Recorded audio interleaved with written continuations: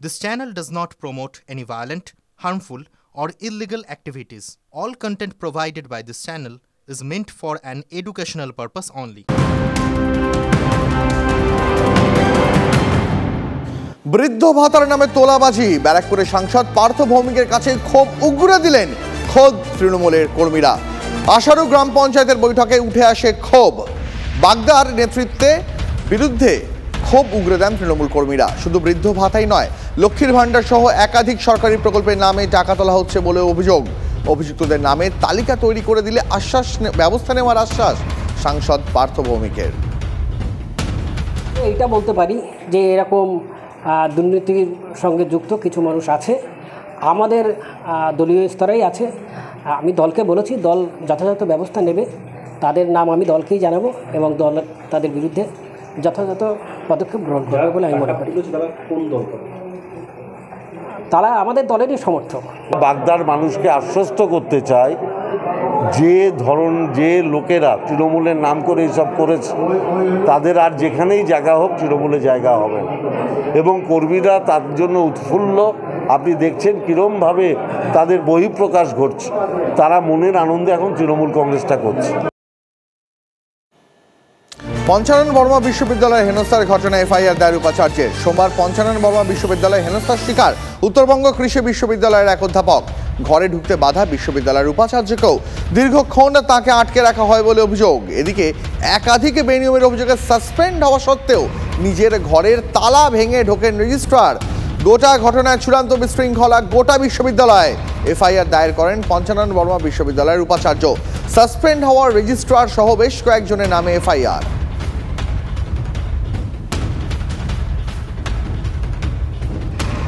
ভাঙড়ের তাজা নেতা বলতে এখনো তার মুখই আমাদের সামনে ভেসে ওঠে। কার কথা বলছি বলুন তো? আরাবুল ইসলাম। গোটা ভোট পর্বে আরাবুল ছিলেন জেলবন্দি। অবশেষে হাইকোর্ট তাকে জামিন দিল, কিন্তু জামিন পেয়েও আদৌ কি স্বস্তিতে রয়েছেন তাজা নেতা? জেলে থাকলেও নিশ্চয়ই কানে কথা গেছে। শওকত সভা করে বলেছেন ভাঙড়ের তৃণমূলকে একাই শেষ করে দিয়েছিলেন আরাবুল। ভাঙড়ে নিজের রাজনৈতিক জমিও হারাচ্ছেন। দল তার ডানাও ছেটেছে, পদ থেকে সরিয়ে দিয়েছে। ডানা অবশ্য তার আগেও ছাঁটা হয়েছিল। 2014-এ 6 বছরের জন্য বহিষ্কার করেও দাপুটের নেতাকে 13 বছরের মধ্যে ফিরিয়ে নিয়েছিল দল। এবারও কি তৃণমূলে আগের গুরুত্ব ফিরে পাবেন, নাকি বুঝতে পারছেন যে দলের চোখে তিনি আর তাজা নেতা নন, দল বিকল্প পেয়ে গেছে? বন্দ্যোপাধ্যায় একদিন আমাকে বললেন, ভাঙড়ে নেতাগিরি করছো। ওখানে একজন প্রধান আছে, তার স্বামীর নাম খয়রুল। তার মার্ডার করার জন্য 18 লক্ষ টাকা লেনদেন হয়েছে। তুমি যে আরাবুল করো, সে আরাবুলেই এই ঘটনার মূল নায়ক। 26 জুন ভাঙড় কলেজ মাঠের ওই সভায় শওকত মোল্লা আরও কয়েকটা কথা বলেছিলেন। দলের সেনাপতি নাকি তাঁকে বলেছিলেন, এটা আমার ওপর ছেড়ে দাও। এরপরই আরাবুল গ্রেফতার হন। শওকত নাকি তখন বিশেষ কাজে দিল্লিতে ছিলেন। শওকতের কথার মানেটা বুঝলেন? মমতা বন্দ্যোপাধ্যায় আরাবুলের গ্রেফতারিকে রাজনৈতিক উদ্দেশ্য প্রণোদিত বলেছিলেন। দলনেত্রীর নিশানায় কে? পুরোটাই পিসির টিম ভার্সেস ভাইপোর টিমের লড়াই। আরাবুল প্রথম থেকে পার্থ চ্যাটার্জি, এবং পার্থ চ্যাটার্জি হচ্ছে মমতা ব্যানার্জি। আর শওকত মোল্লা, মমতা যতই বলুক তুই বোম্বা দিস, সে কিন্তু ভাইপো লবির লোক। পঞ্চায়েত ভোটের সময় খুনের এক মামলায় 8 ফেব্রুয়ারি গ্রেফতার হয়েছিল আরাবুল। সরকারি সম্পত্তি ভাঙচুর, আগ্নেয়াস্ত্র সহ একাধিক অভিযোগও জুড়ে দেওয়া হয়। পুলিশের অতি সক্রিয়তা দেখে আরাবুল নিজেও বুঝেছিলেন লোকসভার আগেই জেলে ঢুকতে হতে পারে। তিনি কি বুঝতে পারছেন দলে তার প্রয়োজন ঘুরিয়ে আসছে?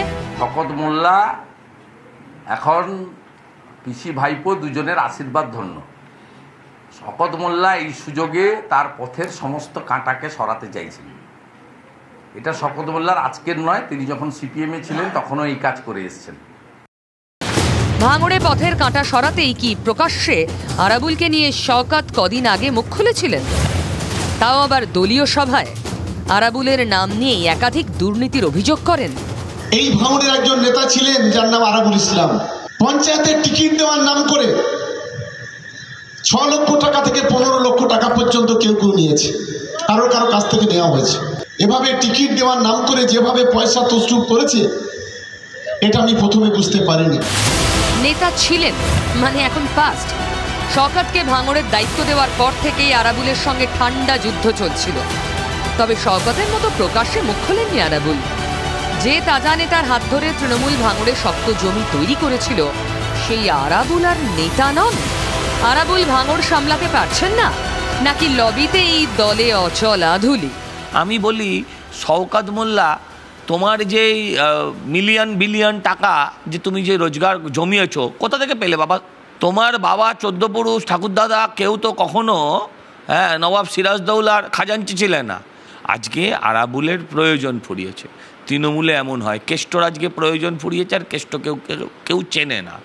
ধৈর্য ধরুন, অপেক্ষা করুন। শওকত সাহেব যে দুর্নীতিগুলো করেছেন, তার আশপাশের লোককে দিয়ে ভোটল্যান্ড বুঝিয়ে দেওয়া থেকে শুরু করে যে অন্যায়গুলো করেছে, আগামী দিনে সেগুলোও সম্মোচন হবে। মনে রাখতে হবে, আমি তৃণমূল বিরোধী, আরাবুল বিরোধী হয়েও বলছি, আরাবুল সেদিন তৃণমূল করত শওকত মোল্লা যখন তৃণমূলীদের খুন করত। এই বিতর্কের মধ্যেই আদালতের শর্তে জামিন পেলেন আরাবুল। শওকত কি এবার হাত কামড়াবেন? তারা রাজনৈতিকভাবে এটাকে একটা চাইছেন, একটা ঝগড়াঝাটি লাগানো, তাদের বিষয় এটা হতে পারে, কিন্তু আইন কিন্তু তার কাগজ, তার কেস ডায়েরি, তার মেটেরিয়ালস দেখে বিচার করে।